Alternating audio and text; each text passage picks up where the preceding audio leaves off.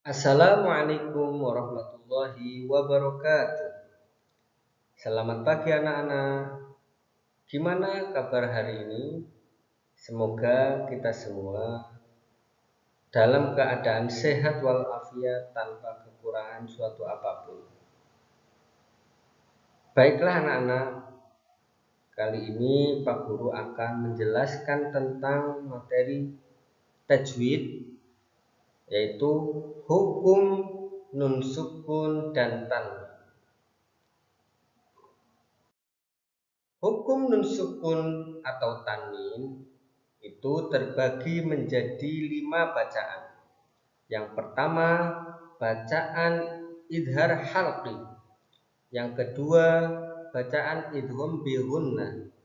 Yang ketiga, bacaan idgham bila gunnah. Yang keempat, ada bacaan iqlab, dan yang kelima adalah bacaan ikhfa. Kita akan uraikan kelima bacaan tersebut. Yang pertama, membahas tentang idhar halqi. Idhar artinya menjelaskan.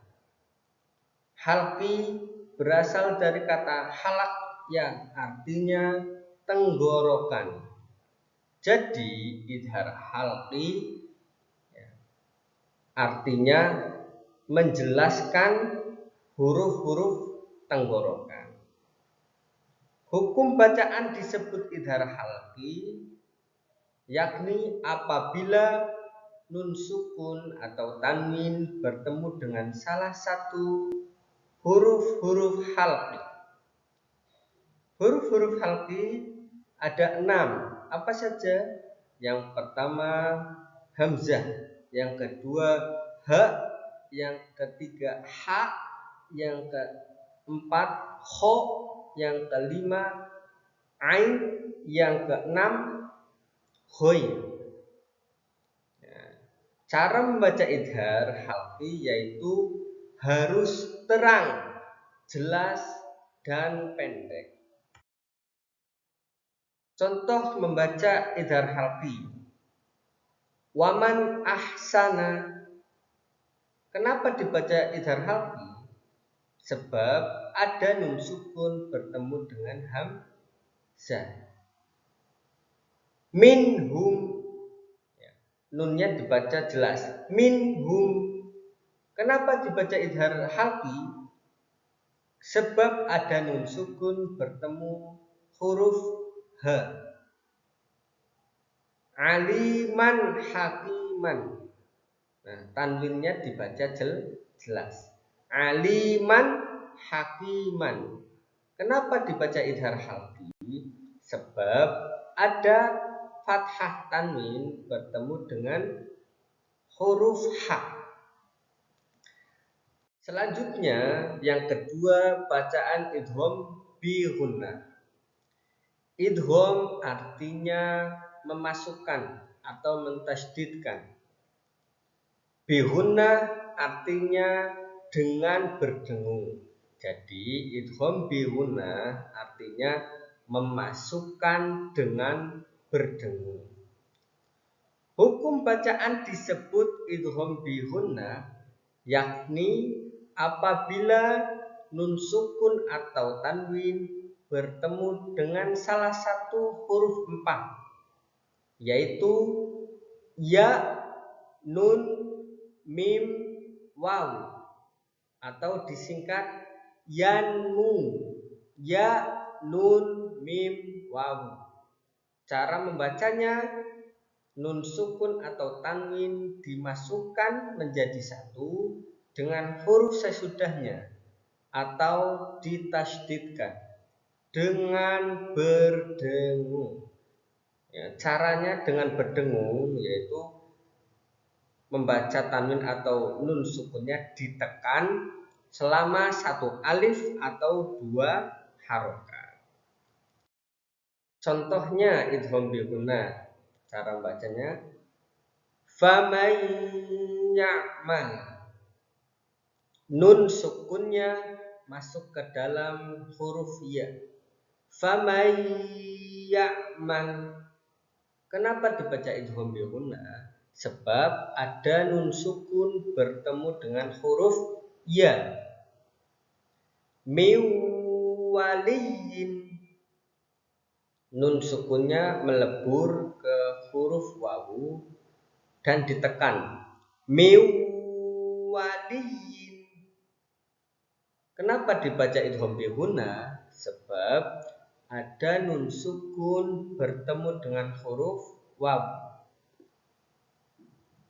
Idhaman nahiroh, fathah tanwin masuk ke dalam huruf nun. Idhaman nahiroh. Kenapa dibaca idgham bi gunna? Sebab ada fathah tanwin bertemu dengan huruf nun. Selanjutnya yang ketiga, bacaan idgham bila gunnah. Idgham artinya memasukkan atau mentasydidkan, sedangkan bila gunnah artinya dengan tidak berdengung. Jadi idgham bila gunnah artinya memasukkan dengan tidak berdengung. Hukum bacaan disebut idgham bila gunnah, yakni apabila ada nun sukun atau tanwin bertemu dengan salah satu huruf dua, yaitu lam, ro. Hurufnya ada dua, diingat-ingat ya. Hurufnya ada dua, lam, ro. Cara membacanya, nun sukun atau tanwin dimasukkan menjadi satu dengan huruf sesudahnya atau ditasydidkan tanpa berdengung. Contoh bacaan idgham bila gunnah. Mir rabbihim, dimasukkan huruf nun sukunnya dimasukkan ke dalam huruf ro tanpa berdengung. Mir rabbihim. Kenapa dibaca idgham bila gunnah? Sebab ada nun sukun bertemu dengan huruf ro. Rizqol lakum. Kenapa dibaca idgham bila gunnah? Sebab ada fathah tanwin bertemu dengan huruf lam. Ghafurur rahimun. Kenapa dibaca idgham bila gunnah? Sebab ada dhammah tain bertemu dengan huruf ro. Selanjutnya bacaan yang keempat adalah iqlab. Iqlab artinya menukar atau mengganti. Hukum bacaan iqlab yakni apabila ada nun sukun atau tanwin bertemu dengan huruf ba. Jadi huruf iqlab hanya satu, yaitu ba. Cara membaca iqlab yaitu mengganti suara nun menjadi suara mim dengan merapatkan kedua bibir. Bibirnya dirapatkan, ditekan dua harokat atau satu alif.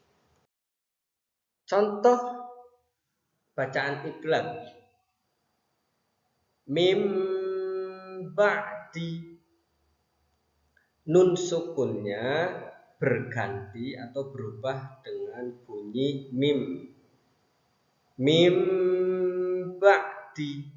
Kenapa dibaca iqlab? Karena ada nun sukun bertemu dengan huruf ba. Abadam bima, tanwinnya berubah menjadi suara mim. Abadam bima. Kenapa dibaca iqlab? Sebab ada fathah tanwin bertemu dengan huruf ba. Basirum bima. Kenapa dibaca iqlab? sebab ada dhammah tanwin bertemu dengan huruf ba. Yang kelima ada bacaan ikhfa. Ikhfa artinya menyamarkan atau menyembunyikan.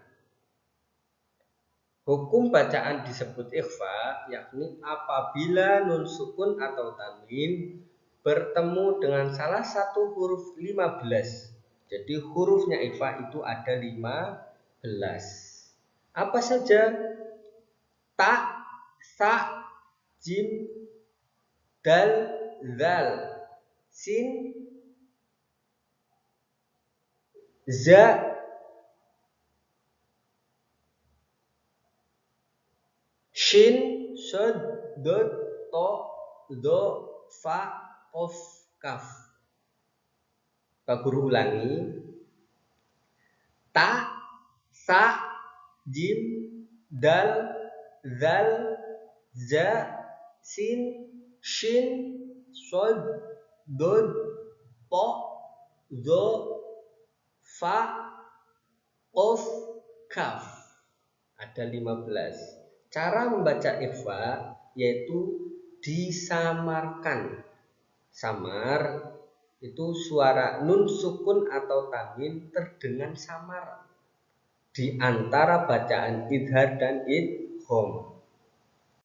Contohnya min ju'in, samar, membacanya samar, tidak boleh jelas. Kalau jelas min ju'in itu salah. Atau didengungkan itu salah. Min ju'in kurang pas. Jadi yang betul adalah disamarkan. Min ju'in. Kenapa dibaca ikhfa? Sebab ada nun sukun bertemu dengan huruf jim. Min qablu. Min qablu. Kenapa dibaca ikhfa? Sebab ada nun sukun bertemu dengan huruf qaf. Halalan thayyiban. Halalan thayyiban. Kenapa dibaca ikhfa? Sebab ada fathah tanwin bertemu dengan huruf ta. Alhamdulillah, pembahasan tentang hukum nun sukun dan tanwin sudah selesai. Semoga video ini dapat bermanfaat untuk kita semua. Dari Pak Guru, kurang lebihnya mohon maaf. Billahi taufiq wal hidayah. Wassalamualaikum warahmatullahi wabarakatuh.